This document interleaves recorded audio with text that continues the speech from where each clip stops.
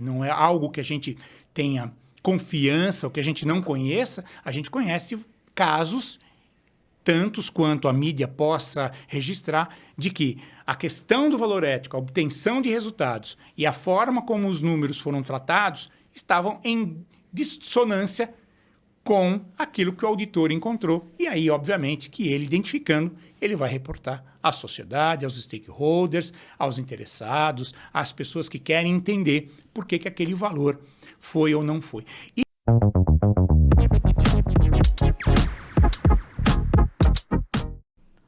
Olá, tudo bem por aí?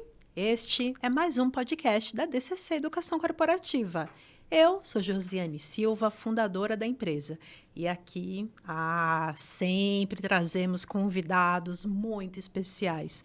Olha, os assuntos têm variado tanto, assim, tá bem, né, tem ficado bem interessante. E hoje, eu queria te fazer uma pergunta. O que vem à mente quando você ouve a palavra auditoria? Vem alguma coisa positiva? Vem alguma coisa negativa? A auditoria é um assunto complexo, só que também pode ser uma boa oportunidade de carreira, uma carreira promissora. E o nosso convidado de hoje, que é, olha só, hein? Cientista contábil, mestre em administração e finanças, mestre em gerenciamento de risco, conselheiro, professor universitário e de pós-graduação, e atualmente ele é vice-presidente na América Latina da Parker Russell International.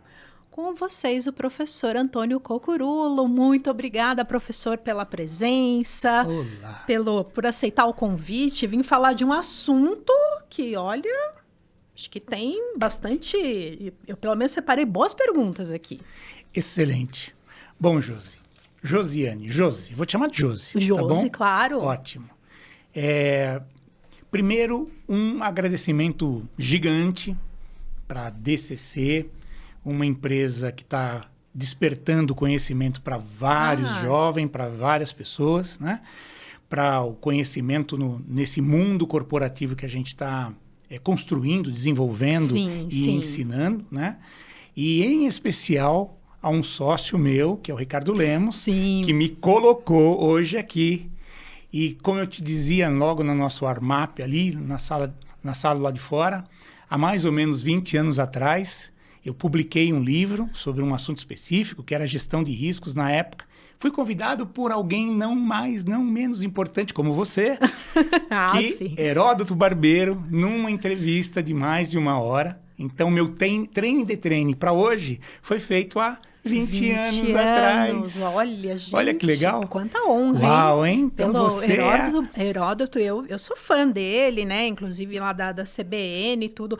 E o Ricardo, né? O professor Ricardo Lemos, que já participou aqui. Gente, networking é tudo. Fundamental. Tá? Ele me apresentou o Antônio, trouxe essa oportunidade de a gente aprofundar o assunto em auditoria. Então, olha... Recomendo que melhore seu networking. Sempre. Então, vamos lá. Vamos começar, que a gente tem pouco tempo, tá? Então, para a gente começar, eu queria que você me desse uma visão geral da importância da auditoria para os investidores, para as pessoas em geral, assim, né? Me dá um panorama geral em relação à auditoria. Então, vamos lá.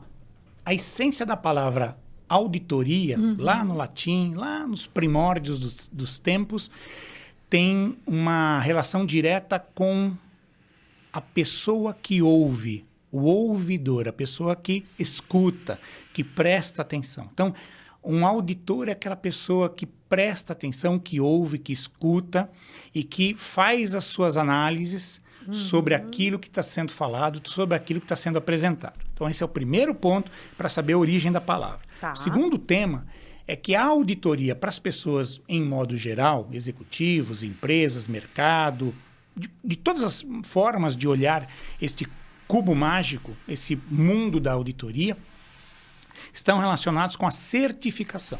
Tá. Para que presta a auditoria, para que presta o auditor? Para certificar alguma coisa, para dar garantia sobre alguma coisa, para dar um olho clínico independente sobre algum tema, sobre alguma informação que está sendo publicada ou que está sendo informada para alguém. Esse é o primeiro ponto. Também a auditoria é um dos pilares do tema governança corporativa.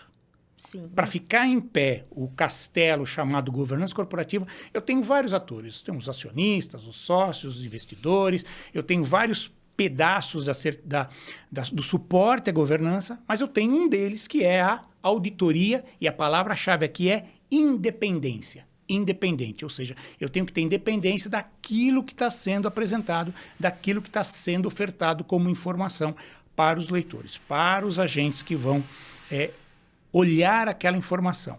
E eu tenho vários tipos de auditoria, não tenho uma só sobre contabilidade, só sobre a ótica de informações financeiras. Eu tenho auditoria interna, eu tenho auditoria de processos, eu tenho auditoria de tecnologia de informação, de dados, de bancos de dados, de informação que são capturadas dentro desse universo da internet. Eu tenho auditoria fiscal, auditoria tributária, auditoria previdenciária, auditoria de folha de pagamento, auditoria médica. Nossa. Toda vez que você faz um procedimento médico no hospital, que tem um plano de saúde que está remunerando aquele procedimento médico, o processo de todo esse pagamento daquele procedimento médico é feito aonde? Numa auditoria médica específica, bem técnica, que pode fazer uma análise do que foi feito e de como aquilo vai ser pago. Auditoria médica, auditoria ambiental. Hoje todos dizem e fazem um glamour sobre o que é a auditoria do ponto de vista de gestão ambiental. Então, como é que eu asseguro que aquela gestão ambiental não está contaminando o solo, não está contaminando o ambiente? A gente está num ambiente aqui que a gente lá, quando foi conhecer o ambiente, alguém disse assim, temos um lugar aqui que teve um problema de contaminação. Sim. Como é que eu sei que está contaminado? Porque eu contratei um auditor, o auditor veio aqui, fez uma exploração e disse, o produto químico que contamina esse solo é tal. Ascarel, por exemplo, altamente cancerígeno. Por que eu sei isso? Porque um auditor veio e atestou de forma independente que aquele solo está contaminado. Auditoria ambiental.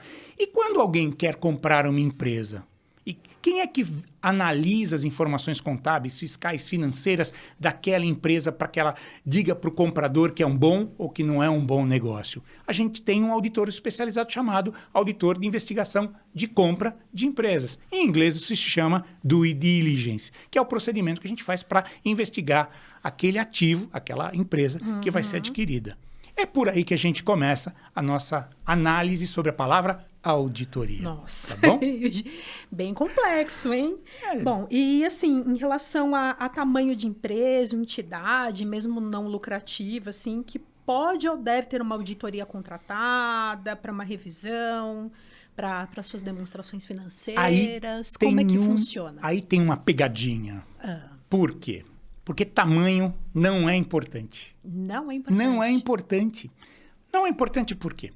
Primeiro porque o que traz a auditoria para um exercício de análise sobre a informação financeira é o interesse, é a motivação de quem quer olhar aquela informação de forma independente. Quem quer ter uma informação de forma distante. Eu quero que alguém venha aqui que não tenha tido nenhum contato com aquela informação, que não tenha preparado a informação, que não tenha ajudado a elaborar a informação e que não tem interesse para não ter o conflito de interesse e que vai analisar aquela informação, que vai analisar aquele procedimento, aquele controle, aquele processo. Então, esta pessoa vai ter o interesse de olhar aquilo de forma fria.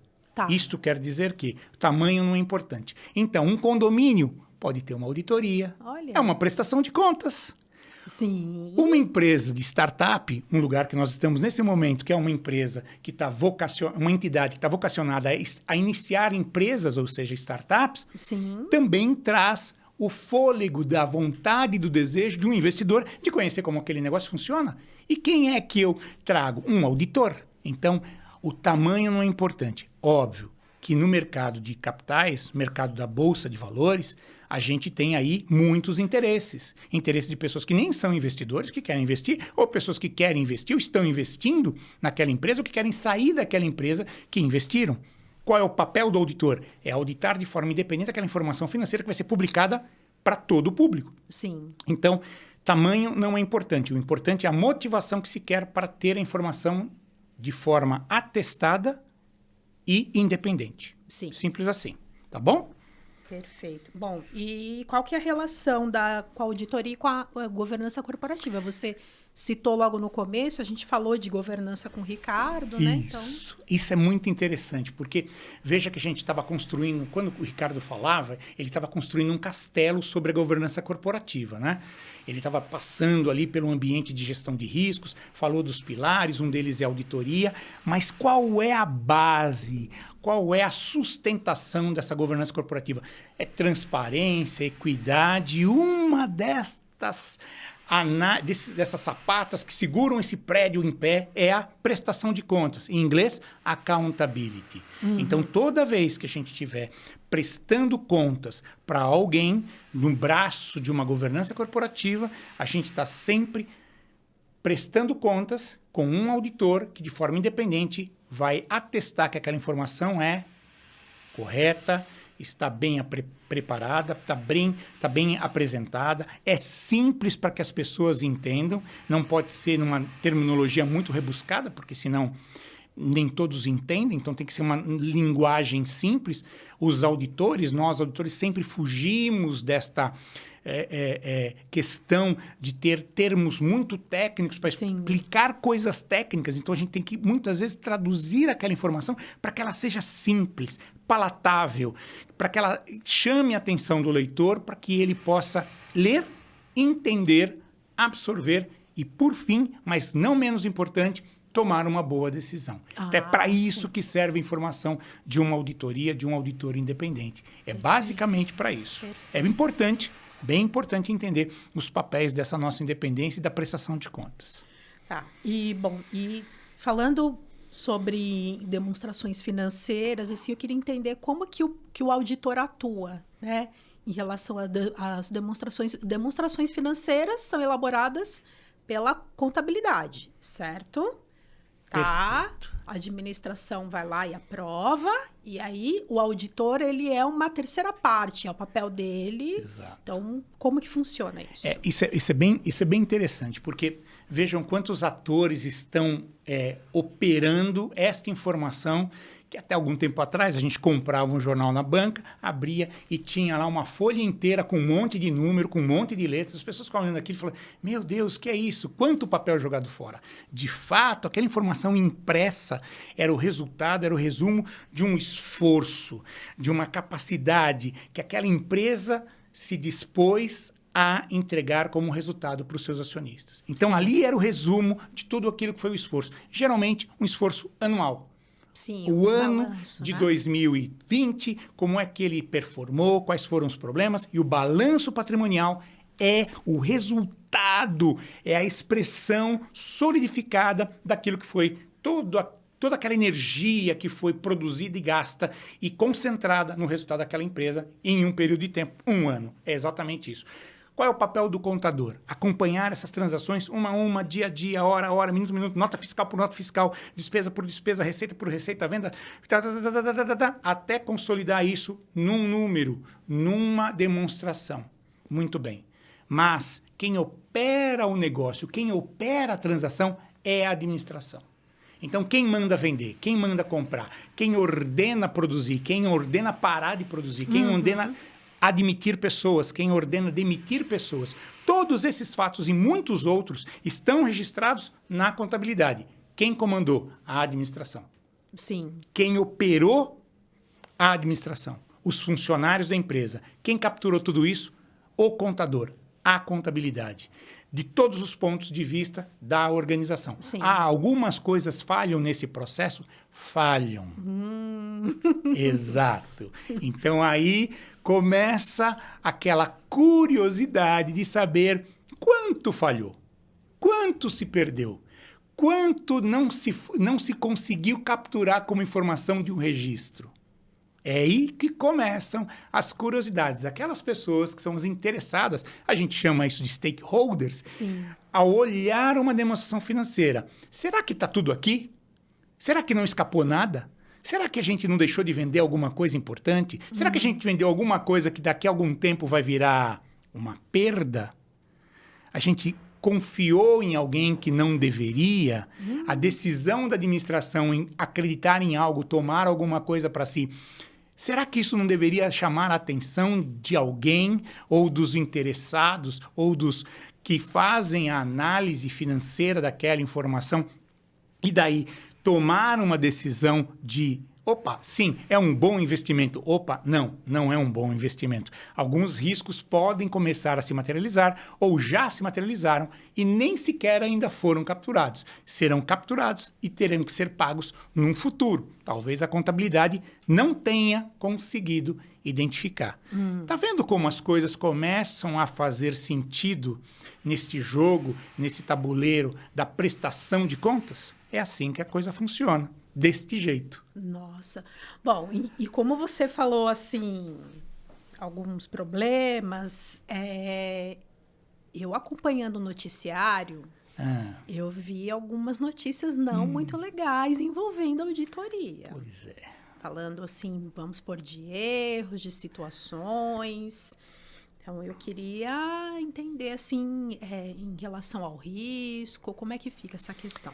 Sabe que uma das coisas mais interessantes do mercado financeiro é que o auditor tem que estar prestando muita atenção em não dar insiders, não dar informações que não sejam conhecidas, confiáveis, atestáveis, concretas e sólidas. Então, aqui, neste capítulo, que pode chamar a atenção de muita gente para qualquer informação não pública, né? Não real, não verdadeira, a gente vai sempre tratar deste capítulo, dessa nossa questão, do ponto de vista das hipóteses, daquilo que pode não acontecer, ou que eventualmente tenha acontecido num país distante, lá no hemisfério norte, lá em algum lugar distante, na Lua, em algum outro lugar do planeta ou do universo, tá bom? Não aqui, especificamente, nesse nosso mundo que vivemos nesse momento. Mas, primeiro, como é que o auditor reporta a sua análise, a sua opinião? Como é que ele faz esse processo?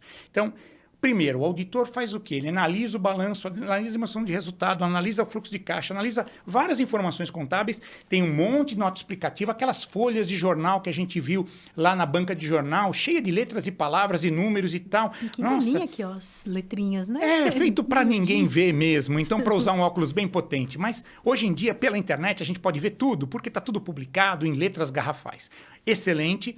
Dado transparência para isso, vamos para o segundo aspecto. O auditor, quando ele termina seu trabalho, ele emite o que a gente chama de opinião, chamado relatório de auditoria do auditor independente sobre as demonstrações financeiras. Esse é o título que aparece na primeira linha do quadrinho chamado relatório do auditor independente. Muito bem. Quando ele emite a sua opinião, a gente chama isso de parecer também, é um parecer, né? Ele pode dizer o seguinte: as demonstrações financeiras estão adequadamente apresentadas em todos os aspectos relevantes. O que quer dizer isso? É que tudo que eu vi com base naquilo que é relevante da demonstração financeira, eu estou conseguindo chegar a uma conclusão de que não encontrei erros relevantes. Não existem falhas relevantes dentro desse balanço. Então, é uma opinião que a gente chama de opinião limpa, ou seja, não tem problema. Relevante. Tá. Sempre relevante. Porque o auditor não tem condição de pegar nota fiscal por nota fiscal de cada despesa, de cada serviço, de cada custeio, de cada produto que foi processado dentro da indústria ou num serviço prestado, e olhar isso. Por quê? Porque ele tem um período muito curto de tempo para emitir a sua opinião. Então, a gente faz testes ao longo de todo o processo de auditoria. Ok? Quem é responsável por tudo isso é a administração e o contador.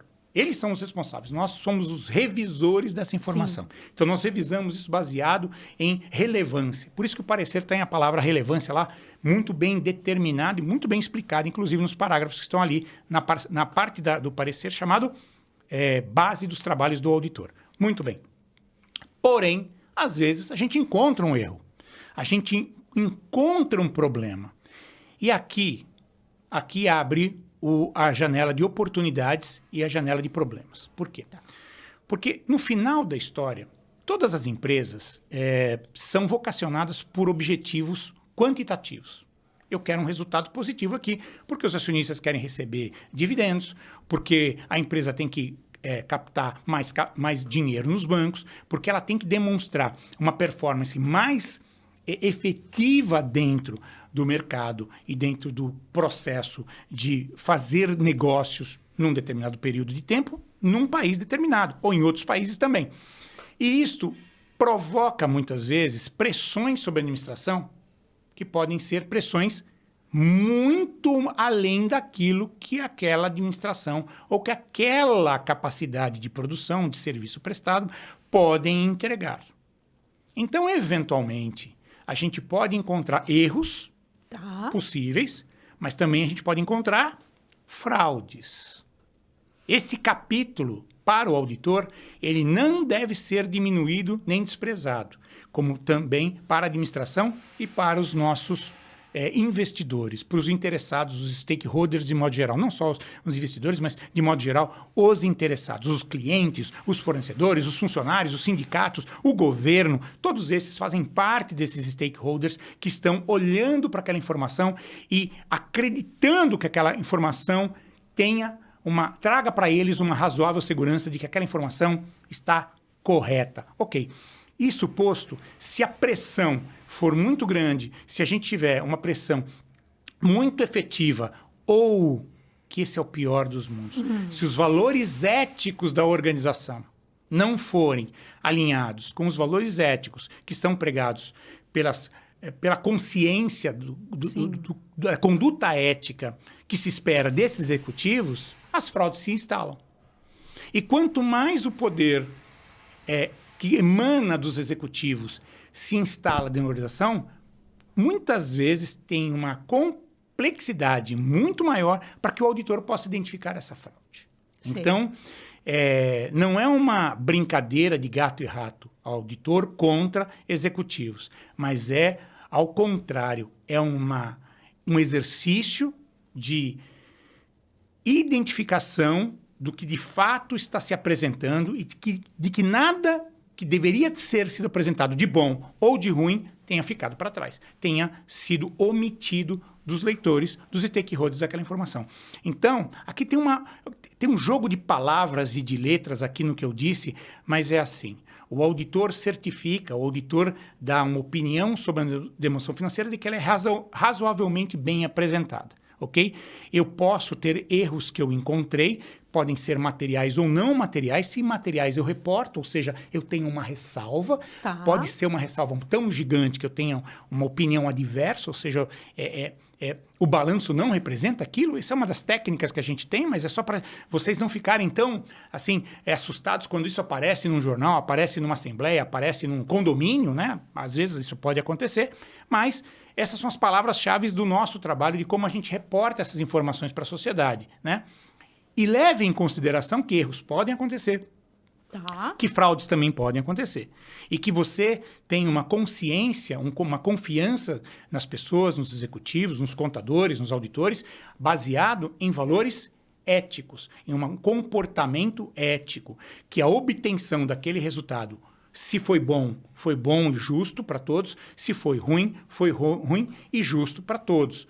Se foi ruim, a gente melhora para o futuro. Se foi bom, se reparte o bolo e se continua desenvolvendo e crescendo aquele negócio.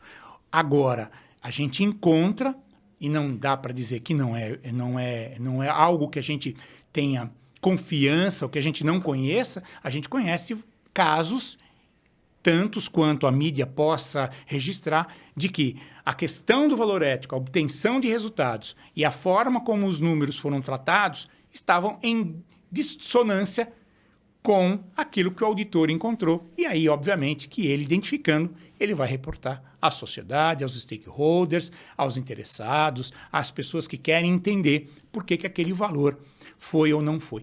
Isto, inclusive, abre uma janelinha para algumas coisas. Muitas vezes, questões relacionadas a impostos, sim, a tributos. É um capítulo à parte no Brasil. Existe sempre aquela história de que eu pago, eu tenho que recolher, eu retenho muito imposto, eu tenho muito encargos previdenciários e tal. Este tema está baseado em cima das leis. E as corporações que se comprometem a operar num mercado que está determinado sobre a tutela da lei têm que atender. Sim.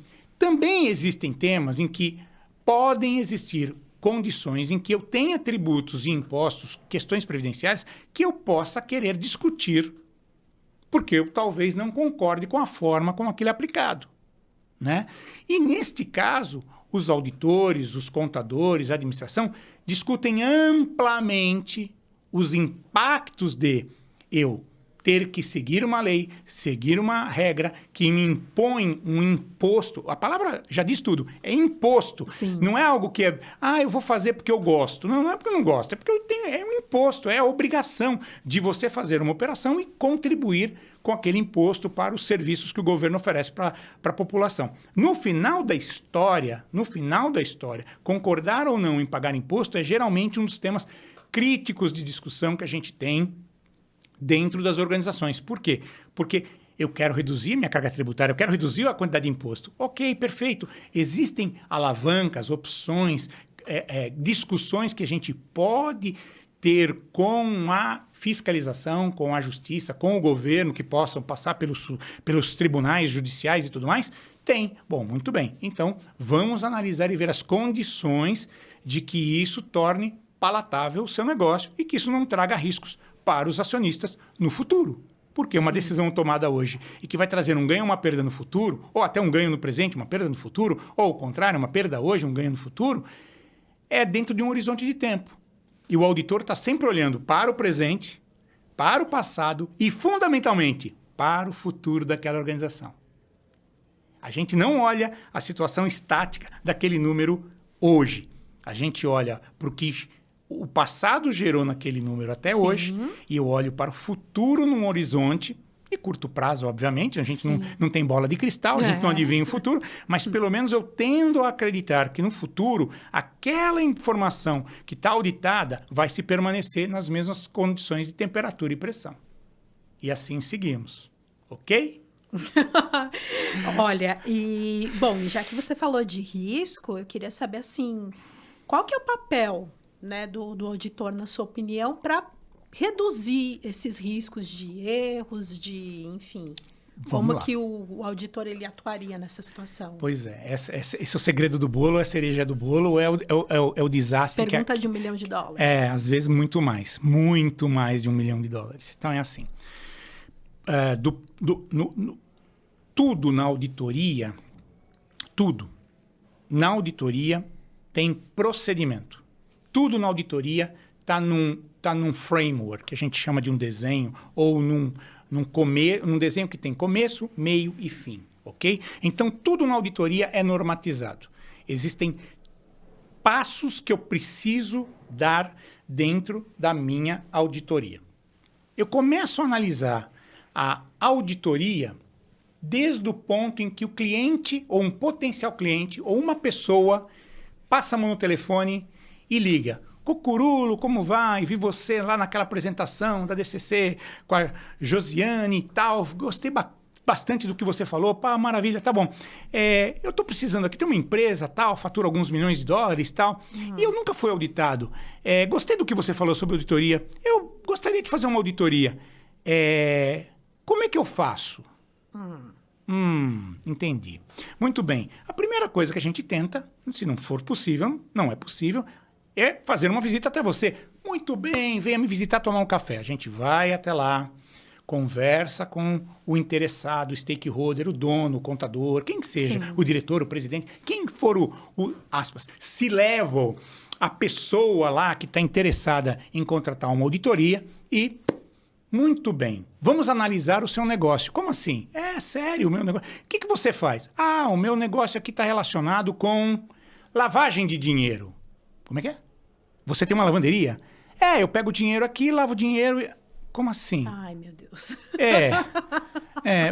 Peraí, mas lavagem de dinheiro não tem alguma lei que proíba? Eu sei, mas veja bem, eu dou um jeitinho. Eu acho que eu não vou conseguir conviver com isso não, né? Pode ser que isso seja um crime. Então não vai rolar. Então, a primeira fase, né, extrapolando um pouco essa discussão, mas só para vocês entenderem um pouco, eu tenho que ter algumas alavancas que assegurem que a auditoria poderá ser executada com base em princípios e valores éticos e confiança mútua entre as partes. É o primeiro aspecto. Então você não faz auditoria para qualquer tipo de atividade, desde que ela seja regulada e desde que ela tenha princípios e valores éticos que eu possa fazer o meu trabalho, eu posso fazer o trabalho. Ótimo. Então, eu tenho uma empresa que faz construção civil. Eu construo prédios. Ótimo. E você tem toda a documentação, o CNPJ, aquela documentação fiscal de abrir empresa e tal. Não, tenho tudo aqui, tenho estatuto, tenho contrato social. Muito legal. E você tem contador? Pô, eu tenho sim. É o Zé. Ô Zé, vem cá. Aí o Zé senta do meu lado. Ô Zé, tudo bem? Como é que vai? Maravilha. Você é contador? Onde é que você estudou? Em tal lugar. Todas as minhas perguntas têm um porquê. Porque eu estou construindo uma confiança com aquelas pessoas que eu vou trabalhar e emitir a minha opinião. Então, eu quero conhecer o Zé, eu quero saber onde ele estudou, eu quero saber como é que ele faz a contabilidade, como é que ele estudou, como é que ele se atualiza, de que jeito ele está atendendo a legislação brasileira, os procedimentos contábeis, como é que ele faz para preparar o balanço, já que desde o início, quando eu fui chamado a primeira vez aqui, vocês disseram que eu nunca tinha sido auditado. Então, aspas, né? Perfeito. Então, agora entendi que deste processo todo vai nascer uma relação de confiança, mas tem uma palavra final que eu vou deixar guardada para o momento específico da nossa conversa aqui, Josi. Porque essa palavra é fundamental para a determinação dessa confiança. Guarda aí, eu já vou falar. Fique até o final, então. Guarda aí, porque essa palavra é muito legal. Fica aí até o final, porque essa palavra é muito legal. E você já deve ter ouvido essa palavra em algum momento. Muito bem. Sua mãe deve ter falado em outras formas e usou o sentimento desta palavra com você quando você era criança. Possivelmente. Você vai lembrar da sua mãe nesse momento. Vai sim. Olha que interessante. Então, o processo inicial é o conhecimento, é conseguir atender aquela necessidade daquela empresa, é ter uma especialização sobre aquele negócio. Se é um banco, eu tenho que ser um auditor especializado em banco. Se é uma seguradora, eu tenho que ser um auditor especializado em seguradora. Se é uma entidade que constrói prédios, eu tenho que ser um auditor que é especializado em construção de prédios. Se é uma empresa do ramo médico, eu tenho que ter um pouco de especialização sobre a rotina de procedimentos médicos, de como é a relação do hospital ou da clínica com o plano de saúde, que geralmente é o principal cliente, o principal pagador, o principal gerador de recursos daquela entidade, daquela empresa que está prestando aquele tipo de serviço. Então, a primeira coisa é conhecer o negócio, é entender o negócio, é como é que as pessoas ali se operam. E depois disso, a segunda etapa emite uma proposta, aquela discussão sempre muito produtiva de é caro, é barato, justo, não é justo, é muito caro, faz a concorrência, tal, aparece um monte de auditor. Maravilha, isso é super importante para que a empresa escolha bem o seu auditor e o auditor saiba quem é que ele vai atender. Ótimo. Dado que isto foi resolvido, a segunda etapa, do começo do trabalho ao final do trabalho, é chamado de controle de qualidade.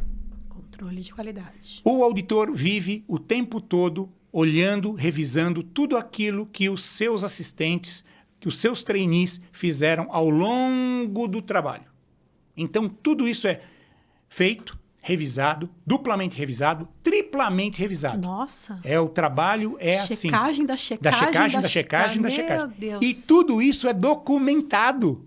Então, muitas vezes as pessoas acreditam que 4 ou 5 papéis, folhas de papel que simbolizam o relatório do auditor, Sim. resumam a quantidade de 1.000, 2.000, 3.000, 5.000 horas de gente especializada em cada tema que foi tratado dentro daquele balanço. Que seja folha de pagamento, que seja impostos, que seja tributos, que seja previdência, que seja realização de negócio, que seja vender alguma coisa, que seja comprar alguma coisa, que seja processar alguma coisa, que tenha um ambiente em um ERP, que é um sistema que controla essa operação toda, a gente chama de ERP hoje em dia, e que possa, no final, resumir, capturar todas as informações da empresa e botar num pedaço de papel chamado balanço, no outro pedaço de papel chamado demonstração de resultado. Então, o controle de qualidade que a gente tem sobre os nossos trabalhos é fundamental para garantir que o sócio, quando for assinar aquele parecer, Sim. ele tenha a segurança de que o que era para ressalvar,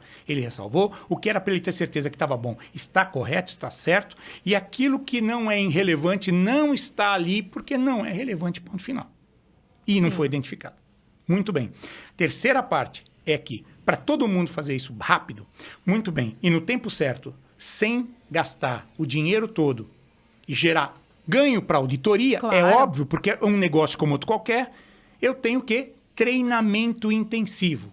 Então, é uma profissão que exige treinamento de trainee até o presidente mais alto da corporação de auditoria. Todos têm que estar sempre treinados. Lifelong learning. Não é por acaso que hoje todos os auditores, num nível específico de gerente para cima, Sim. são obrigados a, no mínimo, ter 40 horas de sala de aula, sentados na cadeira, todo ano, aprendendo contabilidade, fiscal, previdência, processos, controles, atualização de negócios, skills específicos e tudo mais. Então, essa estrutura, né, para reduzir que o auditor erre quando emite uma opinião, está relacionado com a gestão de riscos e o controle do seu trabalho. Eu vou dar um exemplo mais simples para vocês entenderem. Primeiro, se você está com um problema no seu intestino e você tem um problema um divertículo que está muito inflamado Sim. e você precisa, num determinado momento, ter uma ação de um especialista, eu tenho absoluta convicção de que você vai escolher o melhor especialista possível naquele momento. Sim, Ótimo. claro. E você vai acreditar que aquele especialista, auditor, médico, brincadeira, vai cortar você e vai te costurar direitinho para que você continue a sua vida muito bem. Então, nossa profissão é tão responsável quanto uma profissão de um médico. Por quê? Nós lidamos com a vida financeira de uma corporação.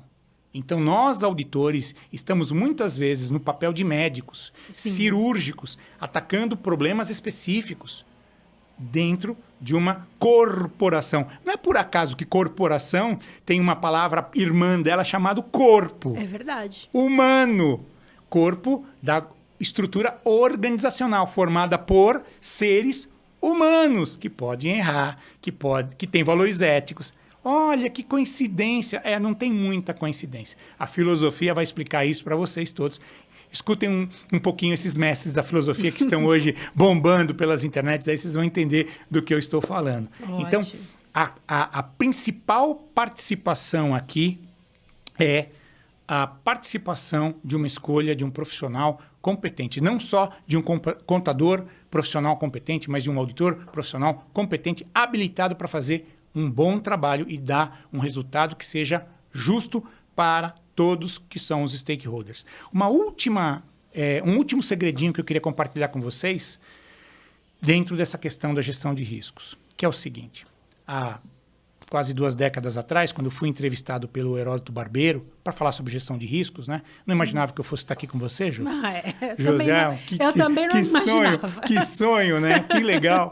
Então, a gente olha para essa palavra, gestão de riscos, o auditor ter o risco de emitir uma opinião errada, ou a administração de publicar um balanço que está errado e o auditor não tem identificado por um erro, por uma fraude, né? Tem uma sigla que eu gosto muito de utilizar. Chama-se ORCA. Orca, baleia. É uma baleia, exato. Para vocês nunca mais esquecerem o que significa isso, associei a orca com a baleia e você associou bem. Mas é uma sigla. O O é de objetivos. Tá. O R é de riscos. Tá. O C é de controle.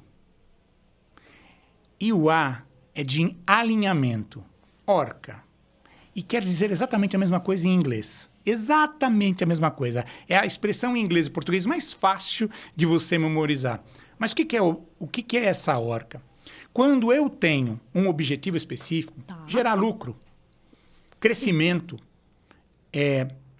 fazer um trabalho, fazer um bolo. Por exemplo, fazer um bolo. Simples assim. O meu objetivo está traçado. Ok. Como é que eu controlo os meus riscos? Por quê? Posso começar a fazer o bolo e faltar o ovo. Pô, você não tem ovo, como é que você vai fazer o bolo? E você já começou a misturar a massa? Perdeu a massa? Não tem o ovo, não tem a farinha, não tem o fermento. Isso já aconteceu N vezes no mundo. Ok. Então, quando eu estiver executando um plano, um objetivo, para alcançar esse objetivo, eu tenho que monitorar, eu tenho que controlar os meus riscos. Então, por isso que eu falo que a controle de qualidade no serviço de auditoria é tão importante, é tão fundamental. Por quê? Porque o risco de emitir uma opinião errada é dada do problema. Então, eu tenho que controlar para não fazer isso. Para não deixar que o público tenha uma informação incorreta. Como essas que há muito pouco tempo atrás a gente viu nas mídias. Sim. Não só aqui no Brasil, como no resto do mundo. Então, no mundo inteiro isso acontece. Ok, então eu tenho que controlar. Não só eu tenho que usar essa fórmula mágica chamada ORCA, como a empresa também deve fazer isso no ambiente da governança corporativa. Então, gestão de riscos nada mais é do que alinhar, lembra do A? Do ORCA, alinhar objetivos, os riscos que eu estou correndo e os controles que eu utilizo para minimizar esses impactos, esses riscos que podem destruir o alcance dos meus objetivos. Então, eu tenho que estar tudo alinhado. Ah, mas se eu controlar tudo 100%, eu posso perder mais do que ganhar. Essa é uma escolha que você tem que fazer. Essa é uma decisão que a gestão tem que fazer. Pois, então, eu vou começar a diminuir o nível de controle e vou começar a ter maior exposição, maior risco. E, consequentemente, eu posso trazer mais perdas no final do dia para o negócio, para as pessoas, para os países, para as organizações, para os stakeholders, para a sociedade de forma geral. Então, esse é o segredinho desta questão de gerenciar riscos para qualquer um, para a vida inteira.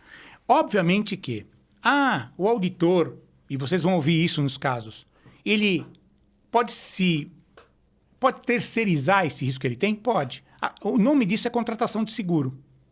Chama-se seguro de responsabilidade civil. Todos os profissionais podem ter um seguro de responsabilidade civil. Todos. Eu acho que todos deveriam, né, ter. Principalmente médicos, principalmente contadores, principalmente auditores, porque em algum momento se der alguma coisa errada e forem envolvidos em um problema que for significativamente grande, eles vão ter que pagar uma conta. Esta conta pode ser transferida, terceirizada, para uma seguradora que, neste momento de um certo sinistro, vai indenizar as pessoas que foram... exatamente, que perderam com esta operação. Muito bem. Então, isto é fundamental. Então, a gestão de riscos tem vários atores e tem várias formas de você controlar. Não apenas só botando um monte de mecanismos de controle, mas também colocando um ambiente com terceiras partes que possam ajudar você nessa gestão. Eu acho que por aqui a gente encerra o tema gestão de riscos. Ah, sim. Bom, e aproveitando então, falando, já que você citou aí, então treinamento não é gasto. Não. Ah, tá. Não. Porque eu nunca. Ainda escuto isso, viu? Ainda escuto isso. Eu vou dizer quando o treinamento é gasto. Quando é gasto? Quando é gasto, Quando é dinheiro jogado fora. Quando é dinheiro jogado fora? Quando a pessoa não presta atenção. Quando a pessoa não presta atenção. Quando a pessoa não... Olha, 35 anos de magistério, dando aula em várias instituições de ensino, Brasil afora, fora do Brasil, na América Latina, para várias pessoas, vários ambientes diferentes. E tem sempre alguns que a gente olha e fala, como você perdeu essa oportunidade. Perdeu. Você perdeu. E aquela água que passa embaixo da ponte, ela nunca mais vai voltar. Você deixou passar o bonde da oportunidade da sua vida. De vez em quando, ainda encontro alunos do primeiro ano de faculdade que eu dei aula há mais de 35 anos atrás, que me encontram na rua e dizem assim, pô, professor, aquele dia o senhor me tirou da zona de conforto e foi muito bom. Devo a você. Isso é o maior presente que a gente ganha de um aluno. É verdade. São poucos aqueles que me encontram e fazem isso. E alguns, de vez em quando, lembram de mim por algum motivo engraçado ou triste e me mandam mensagem. Cara, você mudou minha vida. É sério? E foi para o melhor? Às vezes foi, às vezes talvez nem tanto, mas eu fiz o meu papel e ele fez o dele. Ele prestou atenção. Isso é fundamental. Isso é um dinheiro bem gasto ou é dinheiro jogado na lata do lixo. E eu acho que isso é um pecado. É um pecado. Poxa, pessoal, olha, é ele que está falando. Bom, e já que você falou então de formação, de instituição de ensino, eu queria saber qual é a formação para uma pessoa que hoje está lá na faculdade, ou está pensando...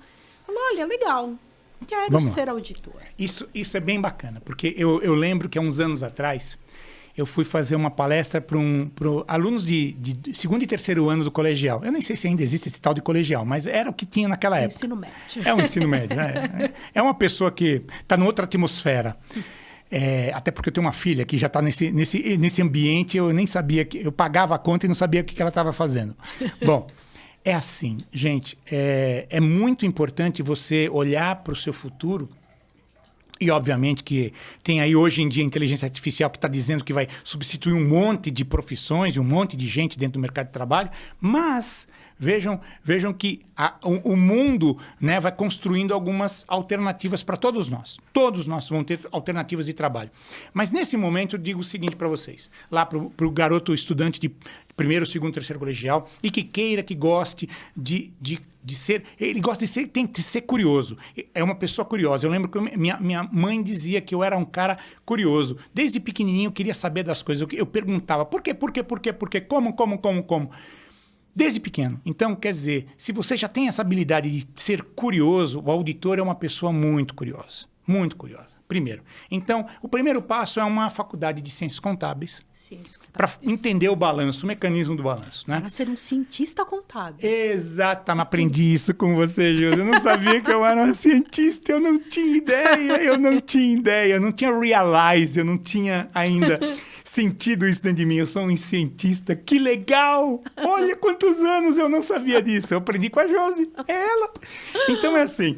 Bom, aí você vai evoluindo na profissão e aí procura um lugar. Bom, se a sua opção for seguir para o mundo da contabilidade, temos escritórios de contabilidade, temos empresas que precisam de contadores, você entra como um trainee, como assistente, segue a sua vida. Se você optar por uma empresa de auditoria, a empresa de auditoria, ela segue uma rotina de treinamentos de todas as fases do seu crescimento. De trainee, assistente 1, 2, 3, semi-sênior 1, 2, sênior, super, supervisor, gerente 1, 2, 3, 4, vai até embora, diretor, sócio. Isso leva mais ou menos 15 anos, 20 anos de carreira.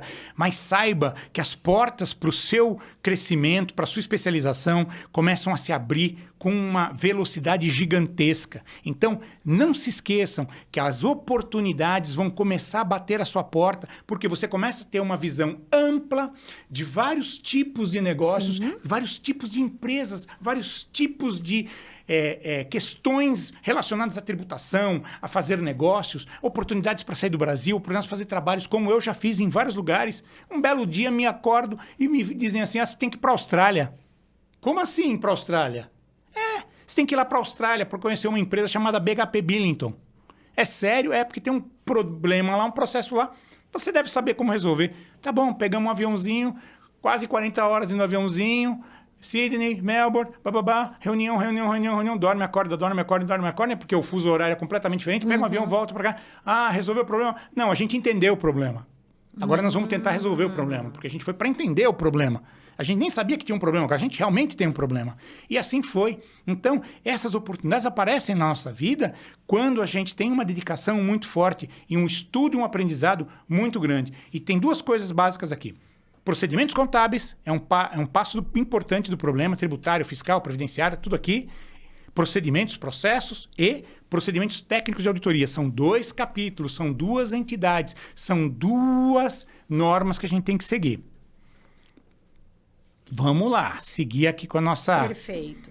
Bom, e aí em relação a competências comportamentais, né? Você falou um pouco de competências técnicas, eu queria saber outras, mas assim, em relação à competência comportamental, porque hoje, que a gente chama de soft skills, né? Então Vou envelopar tudo numa primeira palavra. Lembra aquela palavra que eu falei para vocês que não podia deixar de aparecer na nossa conversa? Tá. Uma das primeiras coisas que um auditor tem que vislumbrar é algo como ceticismo profissional. Ceticismo. Lembra que eu falei?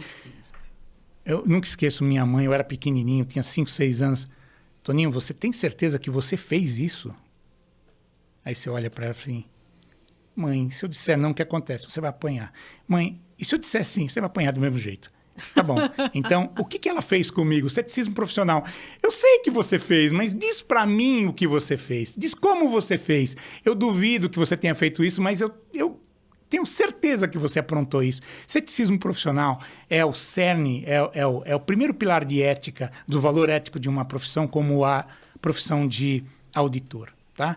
Primeiro, então eu tenho que perguntar, mesmo sabendo como você faz, eu vou perguntar para você como é que você faz. Eu tenho que entender como é que você faz. O segundo passo, importante, é estudar, é a tecnologia. E hoje em dia, cada vez mais, a tecnologia de informação é fundamental, porque tudo dentro de uma empresa está sendo capturado pelos computadores e registrado dentro dos bancos de dados. Esse é o segundo aspecto. O terceiro aspecto é a questão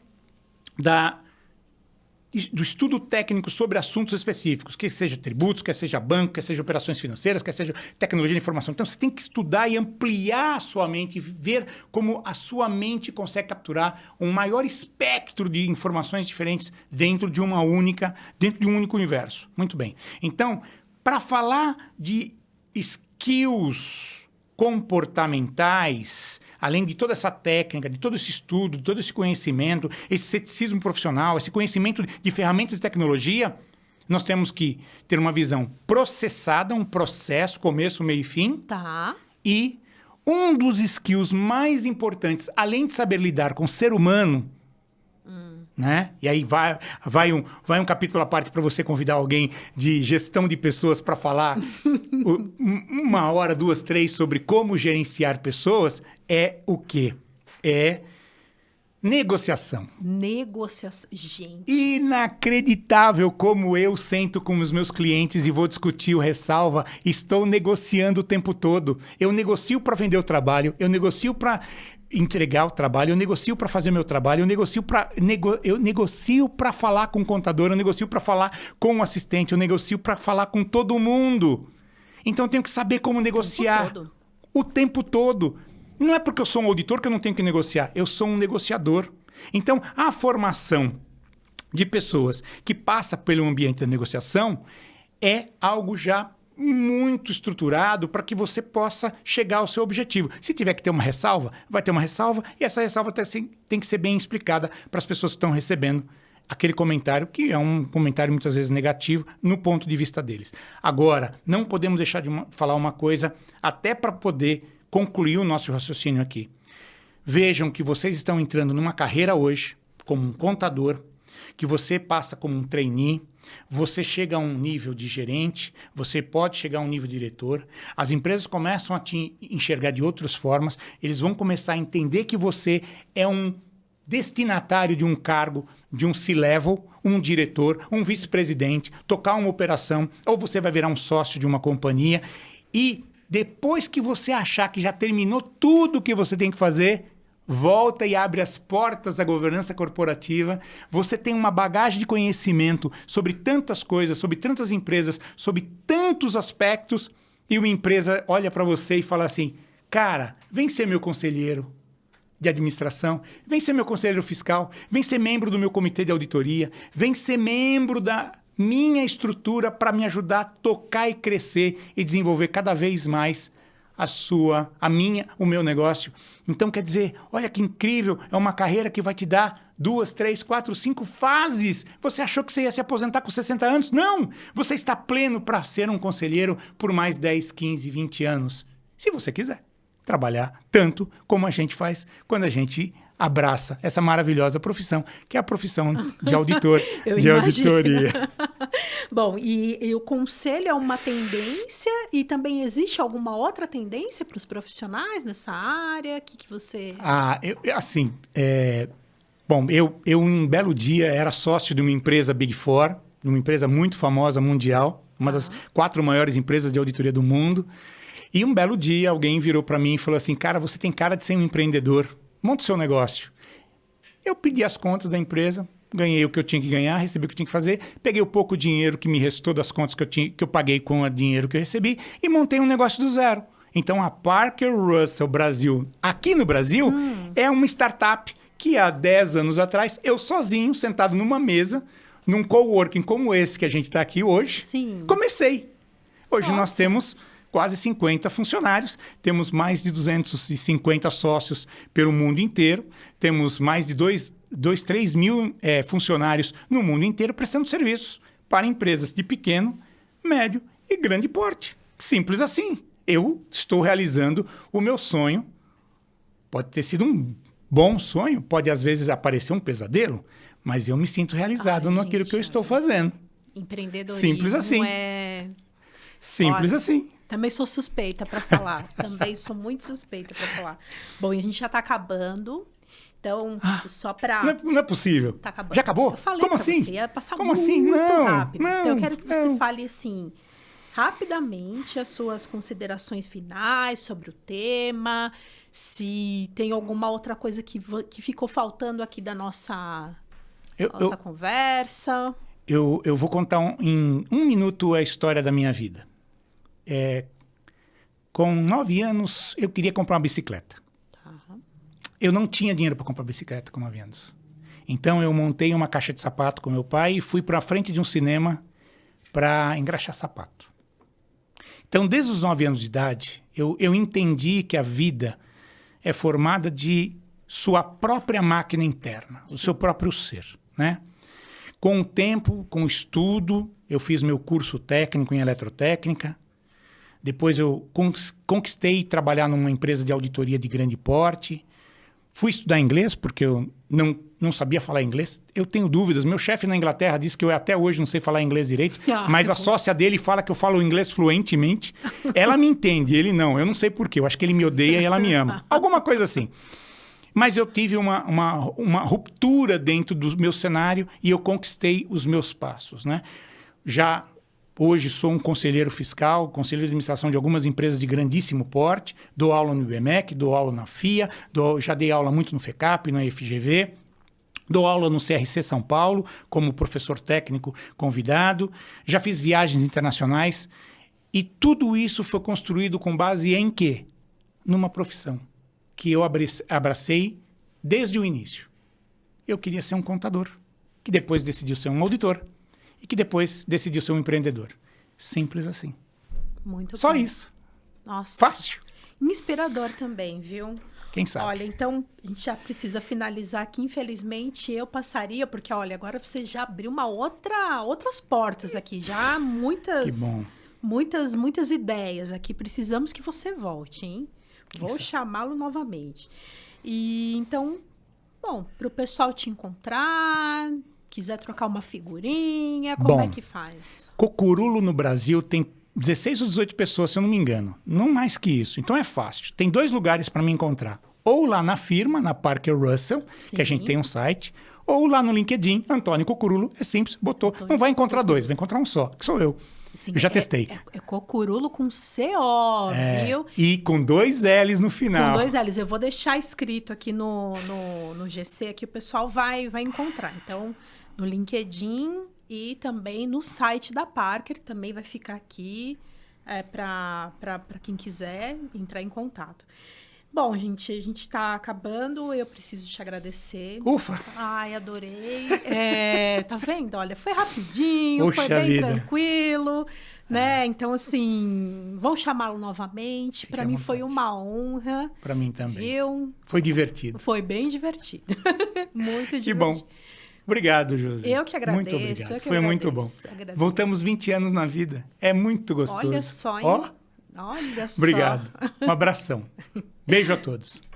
Bom, pessoal, e continuem acompanhando as outras postagens da DCC. Tem outros podcasts aqui. Tem material lá no nosso Instagram, que é DCC...